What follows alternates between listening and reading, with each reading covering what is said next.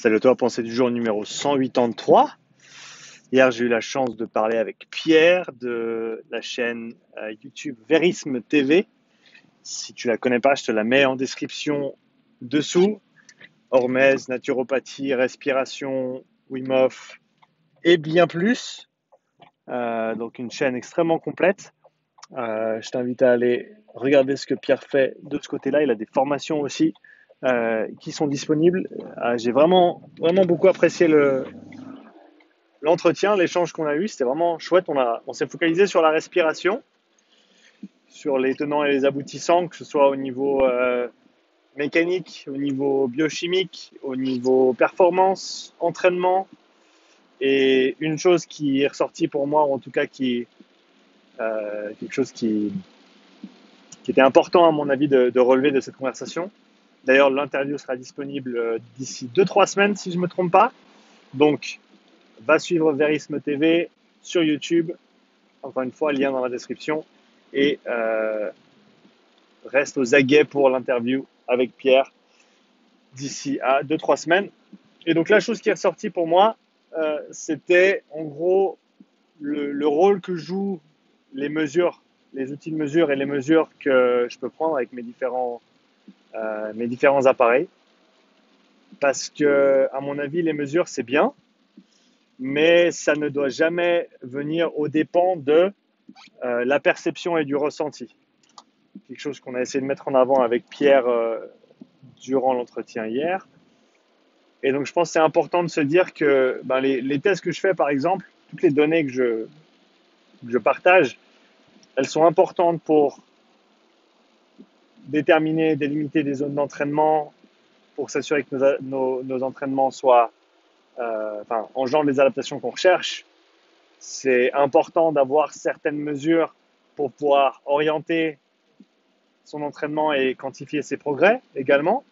Mais, encore une fois, ça ne doit pas être aux dépens d'apprendre à se connaître en tant qu'athlète. C'est extrêmement important de savoir sentir les choses, ressentir les choses, sans nécessairement avoir toujours un œil sur le capteur de puissance, toujours un œil sur la fréquence cardiaque. Donc, y aller au ressenti, je pense qu'on ne le fait pas assez. Mais, cela étant dit, à mon avis, et c'est ce que je disais hier à Pierre, ces outils peuvent servir de porte d'entrée pour mieux se connaître, pour apprendre à mieux se connaître. C'est un feedback. C'est un feedback que tu n'aurais pas autrement. Le VO2 Master, c'est un feedback sur comment tu respires en temps réel. Feedback qui est difficile à avoir. Alors oui, tu peux entendre la fréquence respiratoire de quelqu'un, tu peux compter les respirations par minute, mais quand on parle de volume, ce genre de choses, on ne peut pas les quantifier sans des outils comme ça. Et c'est intéressant de savoir comment tu respires. C'est intéressant de savoir quelle est ta capacité pulmonaire. C'est intéressant de savoir comment ces deux sont liés. Et ensuite, comment on peut l'optimiser. Mais une fois qu'on a trouvé ces pistes de réflexion, grâce aux données qu'on collecte, on veut se tourner vers un focus de perception, un focus de ressenti, pour ne pas devoir dépendre de ces mesures, de ces outils au quotidien. Parce que dans la course, tu auras certainement moins d'outils que ce que tu utilises d'habitude à l'entraînement. Et donc, c'est important de pouvoir faire ces choses-là seul et de pouvoir se dire, là, je sens que je vais un petit peu trop vite. Là, je sens que je ne vais pas pouvoir tenir ça. Là, il y a une grosse montée, il faut vraiment que je ralentisse et il faut que je respecte ce rythme-là et il faut que j'attende de sentir que je peux relancer derrière, ce genre de choses. Et ça se travaille également, ça se travaille à l'entraînement. Mais si on a toujours les yeux fixés sur un capteur de puissance ou d'autres mesures,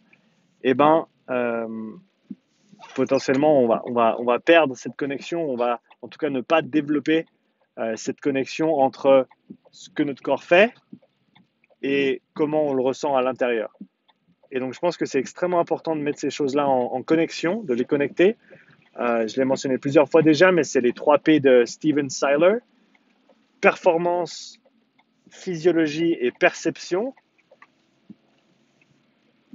Et donc, d'avoir une mesure de performance, c'est bien, donc des watts par exemple. D'avoir une mesure de physiologie, donc fréquence cardiaque par exemple, c'est bien. Mais d'avoir sa perception, de savoir à quoi tout ça correspond, c'est extrêmement important pour l'intégrer. On parlait aussi hier dans l'interview du livre Endure de Alex Hutchinson que j'ai interviewé récemment sur le podcast. Va checker le podcast avec Alex si tu l'as pas encore écouté et va lire le bouquin Endure qu'il a écrit. Il est vraiment fantastique, extrêmement intéressant comme bouquin. Tout, sur l'aspect perception, sur l'aspect mental, sur l'aspect physiologie des athlètes d'endurance. Donc à ne pas manquer. Mais c'est vraiment des parties qu'il faut savoir joindre. Il faut rejoindre tous ces mondes-là. Il ne faut pas seulement vivre dans un et ne pas prêter attention aux autres. Il faut avoir un œil sur tout, mais au final, c'est le ressenti qui prime parce que perception is reality. Et donc, ce qu'on perçoit, ce qu'on ressent, va définir notre réalité à chaque instant. Donc, les mesures, c'est bien. Les outils, c'est cool. La physiologie, c'est top, mais le ressenti prime quoi qu'il arrive. Laisse-moi un petit commentaire pour me dire ce que tu en penses. Un petit like également, tu sais que ça m'aide beaucoup. N'oublie pas de t'abonner si ce n'est pas déjà fait, c'est gratuit et tu peux toujours changer d'avis. Et je te dis à bientôt pour la nouvelle pensée du jour.